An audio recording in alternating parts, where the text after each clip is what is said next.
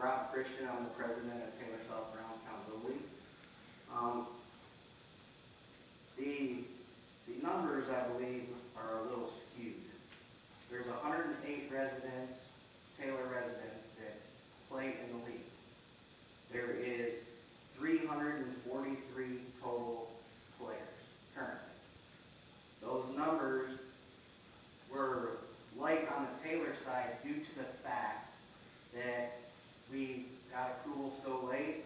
We did not have opportunity to advertise our registration, and we're in the same situation again. The Rec Commission recommended that we explore dissolving our merger. My concern with that is, what about the other kids? What about the kids that agreed that they wanted to be part of our merger? So where do they go? Their parents helped pay for the park, the upkeep of the park. They helped work concession stands. They did fundraising. So are we supposed to turn our back on them? There's financial ramifications. How do you break everything apart once you put it together? The league has physically built with their funds 6 out of the 8 fields in the park over the years. They've been in that park since 1976. All the equipment in the park is owned by the league. They purchased it. We do the maintenance to a majority of the fields. There is some assistance on the junior field, obviously, because we host the World Series. Our grounds crew, our league members, are the ones that run the grounds crew for the World Series. They run the concession stand for the tournament. So I'm not quite sure why we're kicking kids out of a park. So, I mean, I don't know what else to say. I would be interested in knowing, first of all, is every organization that's operating out of the city park, are they required to give their residency information? Or is it just our league?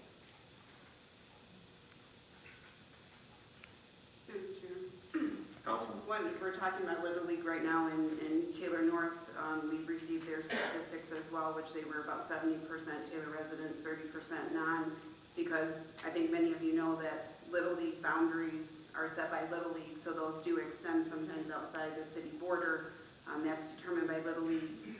Again, the Recreation Commission felt that usage of city properties, parks, senior center, Recreation Commission, or Recreation Center is typically used predominantly by Taylor residents. We're never going to say everything has to be exclusively Taylor residents. And to say, and we felt as Recreation Commission we were put in a tough spot because to say kicking kids out of a park, the league was notified that this merger could be problematic. They still chose to proceed with the merger without getting city approval first. These are city parks, and yes, we recognize that the volunteers do the work maintaining, and it's appreciated, and the parents do it, but it's still city property, and that's your rental fee, essentially. Other nonprofits that use city facilities have to pay rental fees. Little League, that's their arrangement, right? You maintain the fields, but you're not paying rental. I mean, that's the trade-off. And again, looking at, it wasn't us, the board of Taylor South Brownstown, when they decided to put the city and the Recreation Commission in a tough spot to make that decision, because nobody wants to kick kids out of a park. But this is city property, and I think it's our job to make sure it's utilized predominantly for Taylor residents. Councilman? How long has it been Taylor Brownstown? That was approved, I believe it was November of 2021. So for the 22 season. Okay. So Prior to that, we were combining with them in upper divisions and in softball. Councilman? You have a follow-up? yeah, I did. So how long has Brownstown been involved with your little league over there? Sir, go ahead. They have roughly since 2020, during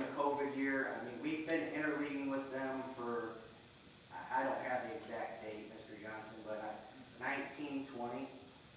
So, And in upper divisions, typically, upper divisions would be 13 and older. So typically you interleague with almost everybody in your district because of the amount of teams that you have. and I kind of understand where you're coming from, but when you say that Taylor South and the Volunteers, which include Brownstown now, have built that park since 1975. Well, Brownstown didn't build that park since 1975. It's Taylor South and Taylor residents. So that's kind of misleading to us, in my opinion. I don't want to kick kids out of the park either. But we got to look at the whole picture. 30% versus 70%. So, Any further questions? Mr. Chair, Council, please. through the chair, I wonder if you can explain what we're doing here on this motion, so everyone knows this is a motion to receive and file recommendations. That's basically what this is, correct? A recommendation that we receive and file this information. Through the chair. Mr. Mayor. So, Yeah, you're just receiving and filing this recommendation at a later time or during this meeting. You could make a motion to do, but that would probably come after this. basically, this is a receive and file, and the issue of this has been taken up by the leagues, correct? Decisions by the league, our city program has been discussed among them, what their Through the feelings chair, are about this. there's Little League's been involved, Taylor South Brownstown and Taylor North has been involved in discussions. So go ahead, just if I could, just to answer what was in the packet. This goes back to January 6th of 2022. And the council received and filed this recommendation as well. So this is January of this year. The Taylor Recreation Commission recommends allowing the Taylor South Brownstown Little League organization to use the Heritage Park baseball and softball fields for 1 year, with the expectation that a progress report, including demographic information, is provided by Taylor South Brownstown Little League and the Recreation Commission meeting on September 22nd, 2022. It is also recommended that the Taylor South, Taylor North Little League merger is explored at that time. Then, so we received that last year. The October 3rd, 2022 meeting, the Taylor Recreation Commission voted 7 yes, 0 no, 1 abstain. The Taylor Recreation Commission recommends denying Taylor South Brownstown Little League the use of Heritage Park fields because the fields are primarily used by non-Taylor residents. So that is the receive and file. That is before us at this point in time. Thank you, Mr. Chairman. You're welcome. Any further discussion? Before I recognize you again, sir, if I could ask, any other members of the audience that would like to be recognized before allowing this gentleman to be recognized a second time? If not, sir, please go ahead. Pending this vote, what is the results in the state of the league? Will they be asked to leave the park? Mr. Mayor?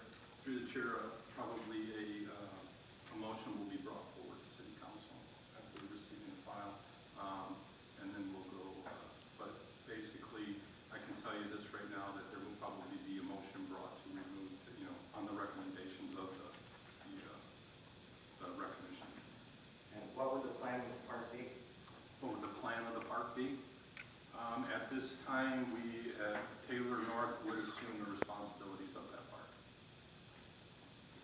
So we're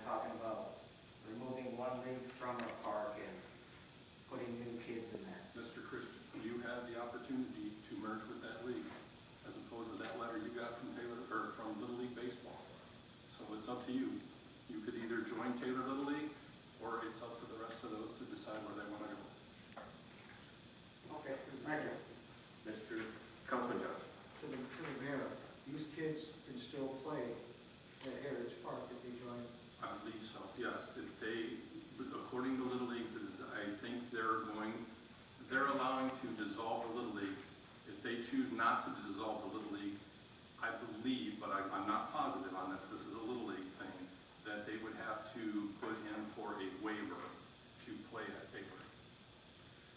And there's also the school that they go to, and the school that they go to is within the Taylor North boundaries, but they live in the Taylor South territory.